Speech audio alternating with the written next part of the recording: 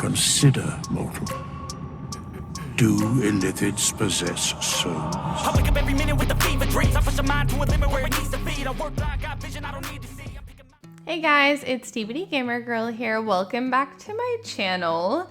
So I had an interesting video idea today on basically rating the conspiracy theories in Baldur's Gate 3 or just fan theories. It doesn't necessarily have to be a conspiracy theory, but ranking them based on if I feel like they're very widely known and accepted or if they're more niche and have a lot of disbelievers in that theory.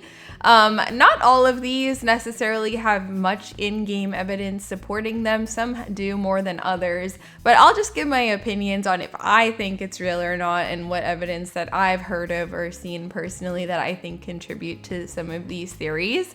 We'll start off a little bit easy and then we'll get into some of the more controversial ones.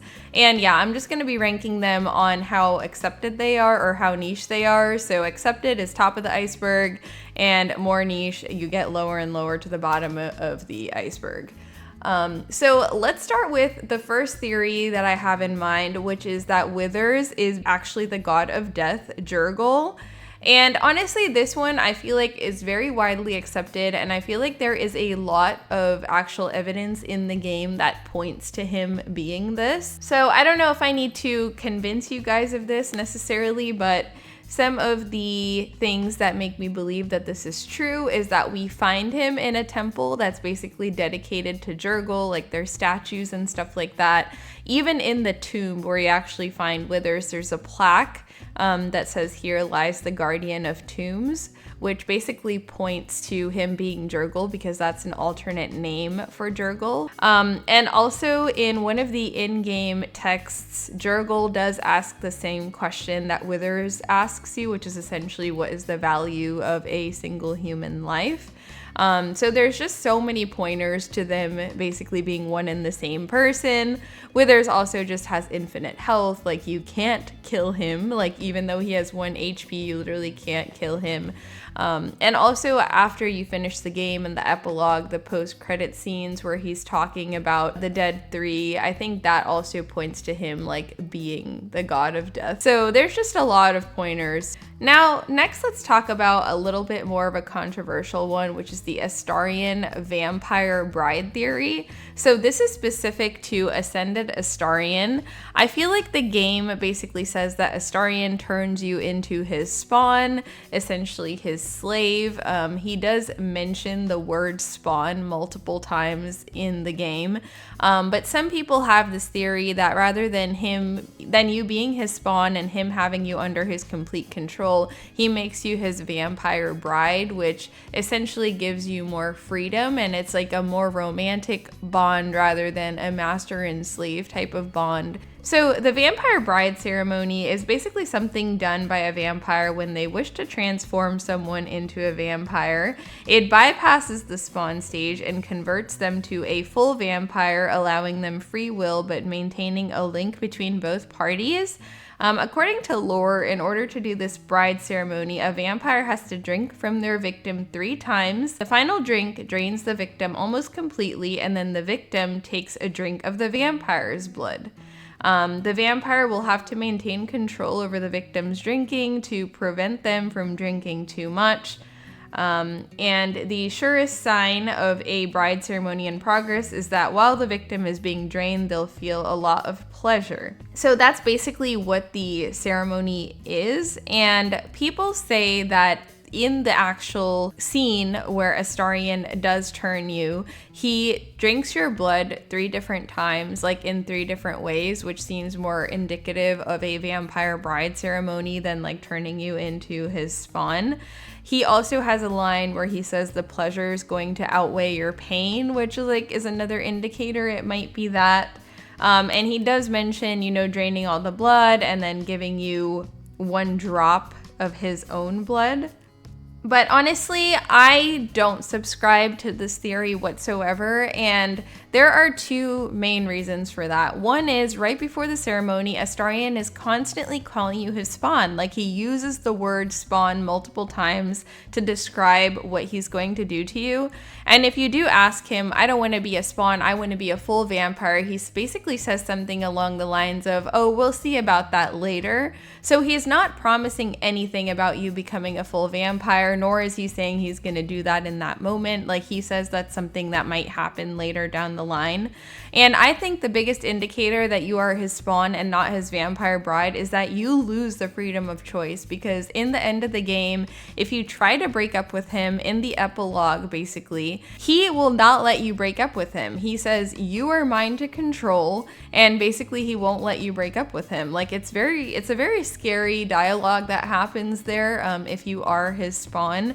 So I think that if you were actually his vampire bride, you would maintain the freedom of choice, and the fact that you do lose that really points me to that you are not his bride. And also, honestly, I feel like Larian Studios would be very obvious if that was what was happening. Like, I don't think they would hide and cover up that you're becoming his vampire bride and hide it under the guise of you being his spawn or his consort or whatever. I think they would be very obvious as to what's happening with the lore. I don't really see any reason why not to, because honestly, that's like the more romantic, nicer ending that you would think. And I feel like Ascended Astarion is meant to be toxic. Like, he's meant to be shown as that he wasn't able to break the cycle with Cazador, and he's like basically Cazador 2.0. That's my personal theory. So in terms of where I'm gonna rank that here, I'm probably gonna put this like right here, like kind of near the bottom, but more in the middle, because I feel like I have heard a lot of theories about that, but I don't think it's like it's the theory that people subscribe to very much. I did read through a Reddit section on this, and it seemed like most people do not agree that you become his vampire bride, and they do believe that you're his spawn, which is the same belief that I have. All right, the next theory that I have is Omeluum, like the illithid that's in the Underdark. He is in a relationship with Blurg, that hobgoblin that sells you things. I don't know if this is like something that people like know or not, but there is a Magic the Gathering card that basically heavily implies that they're in a relationship. And there's also an in-game dialogue that demonstrates that they are in a relationship, at least in my opinion. I mean, you could say it was just a cute statement, but so first let me show the Magic the Gathering card. It's called Run Away Together. They're literally holding each other in each other's arms. And the little caption at the bottom says, true love means always knowing what's on the other's mind. Tell me that's not a romantic card. Like, that's definitely romantic. And then there is a dialogue from Blurg in the actual Underdark where it says, it's hard to explain, but I'm happier when I'm around Omeluum. So obviously there's something there. Like, I think it's so cute. I love that. And when I first heard about this Magic the Gathering card, I thought it was so cute because, like, honestly, when I met these characters, like, I didn't pick up on that relationship whatsoever, but finding out about it, I thought it was very cute. I'm gonna put that a little bit above Astarion Vampire Bride theory, because I feel like there's more legitimate evidence pointing to that, but I think it's not a very well-known theory. Definitely correct me if I'm wrong on that, but I haven't heard that many people talking about this. I only know this because one of my friends plays Magic the Gathering, and he saw this card and was like, did you know this? So I did some research into it, and then I found that like cute dialogue from Blurg about it. Okay, anyways, next one is illithids having or not having souls. I feel like the conspiracy here is people saying that illithids do have souls. There is some contradictions from Withers about illithids having souls. I do remember there is a specific scene right after you beat Ketheric. If you talk to Withers, he asks, do illithids have souls? And you basically give your answer, and then his response is basically absolutely not. Illithids don't have souls. They are just having a hive mind and they are controlled. Like, they don't have souls anymore. But But very, very key point is that if you go down the route of you become the illithid and you take control of the nether stones and then in the end you sacrifice yourself, you can get a scene with Withers where he basically says, maybe I was wrong because I see some type of semblance of a soul about you. I forget what the exact words are. I'll try to find that clip and insert it here if I find it somewhere. Thou flickerest in the dark, but with mine keen eye I hath scried thee. I told thee once that an illithid hath no soul, and yet thou seemest to have something of the spirit about thee. I cannot account for it. How delightful. But he's basically implying that he might have been wrong and illithids may actually have souls. So I think that one, I see so much debate about it, particularly in the case of Karlach also becoming an illithid. If you decide to go down that route where Karlach takes the stones for you, she has a lot of interesting dialogue in the epilogue when she is a full-on mind flayer at that point. And a lot of people kind of agree or disagree on if Karlach has a soul or not at that point, or if it's basically an illithid who's encapsulated Karlach's memories and Karlach's actual soul is dead or gone or whatever. I have an entire video on that ending if you guys are interested. But this whole controversy of if illithids have souls or not, I think I'm gonna put this illithids have souls kind of near the bottom, because generally from what I've seen, from what people say online, most people subscribe to the belief that illithids don't have souls, which I do think is true for the most part, honestly. But very few people have kind of seen these extra dialogues from Withers when you go through your own illithid ending that indicates that maybe illithids do have some type of soul, or there are some exceptions to illithids having souls. So I think some people have kind of figured that out. I think I do personally agree with it based on what Withers says, but I don't think it means that all illithids have souls. I think it means some specific illithids may have souls depending on what you've done during your life. So yeah, I'm just gonna put that kind of near the more bottom of the iceberg because I don't know how many people actually looked into it that much, I guess. Okay, next theory is that Mystra is basically a predator of Gale because she took Gale under her wing when he was essentially a child prodigy. He said it multiple times himself that he was a very, very young prodigy when Mystra basically started tutoring him or mentoring him. And eventually, as you guys know, this turned into a romantic and sexual relationship. What's unclear to me though is at what age he kind of went under Mystra's mentorship.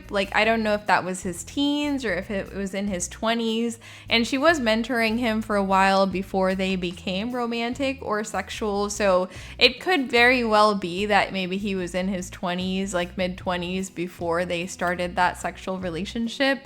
But the fact that she knew him from when he was essentially a very young prodigy is very questionable to me.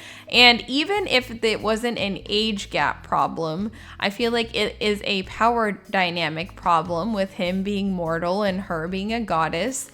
There's obviously a very strong difference in a power dynamic there, and he always has this endless desire to appease her, and then her coming back and asking him to sacrifice himself with the orb, etc., feels very, very toxic to me. And you can see that Gale kind of has these lasting effects from this relationship with Mystra and just all this weight that he carries and always trying to impress her or be enough for her. And obviously he feels like he's not enough because he's immortal and she's a goddess. I mean, they're never gonna be equal, unless he ascends and becomes a god, which is most of the reason I feel like why he does want to do that. So I do kind of agree, honestly. I do agree that there is a very unfair, maybe a sketchy dynamic there for sure. So I'm gonna put that probably up here. because I feel like that is very much talked about, and I've seen that a lot on TikTok, unless I'm on some niche side of TikTok. You know that one song, the Kendrick Lamar going certified lover boy, certified. Yeah, like I made an edit of Mystra with that, and like everybody agreed with me. Last but not least, conspiracy fan theory is that the Emperor cannot be Baldurin because of the timeline, and particularly because of his age. So the problem with Baldurin being the Emperor is his age, because initially Baldurin was supposed to be a human, and he disappeared about 400 years prior to the events of Baldur's Gate 3. So it doesn't really make sense like where he would go during that time. And the life expectancy of a mind flayer is about, like, I think it was 125 to 135 years. So there's basically like this gap of 400 years where we don't know the whereabouts of Baldurin. Like, it doesn't really like match up with the lifespan of him becoming a mind flayer, like since his disappearance. So I feel like that has led some people to believe that he's not actually Baldurin. Apparently Larian Studios at some point said Baldurin was an elf to try to kind of get around this gap in the timeline. I'm not very sure how true that is. Let me know if you know. But a theory that came out of this is that maybe the Emperor thinks he's Baldurin because he consumed the mind of Baldurin, but he's not actually Baldurin. So that's an interesting theory to me. I don't know if that's necessarily true. I just think that he probably is Baldurin, but there were some gaps in the timeline just because of some misses, like from the point of the game development perspective. But you know, it is interesting because the Emperor has lied and manipulated so many times that, of course, even when it's revealed that he's Baldurin, essentially, it's hard to take that without a grain of salt because of how many times he's lied to you out of convenience. So it could be an interesting, you know, little like point that Larian has in there, that his timeline doesn't really add up, and then lead you to draw your own conclusions on if he is in fact actually Baldurin or not, or if he's lying to you again. I don't really know if I believe it or not, personally. I'm also going to put this a little bit farther down, but not too far down, because I feel like people do have a lot of theories about the Emperor. I think this is where the iceberg pans out. So Withers is Jergal. Everybody talks about it. It's pretty widely accepted in my opinion. Mystra being predatory, I think that's also something that people talk about a lot, and it's generally agreed upon that she is, or at least that there's an unfair power dynamic. Omeluum and Blurg are together. I don't know why I put that so high, honestly, but I feel like there's a lot of evidence to support it because of the Magic the Gathering card. So yeah, Emperor is not Baldurin, is kind of mid-level. Same with the Astarion vampire bride theory. You've probably heard of it if you're super into Baldur's Gate. And illithids having souls is, you know, I don't think most people believe that, which is why I'm putting it in the bottom. But yeah, the ranking was a little bit weird, but honestly it was more fun talking about the theories. So let me know any of other theories you know. I would love to do like another video just like this, but just with more theories. I didn't want to overpack like one video with a billion theories. Remember to like, comment, and subscribe if you enjoy my content. I hope you guys are having a great week, and I will see you guys next time. Bye guys.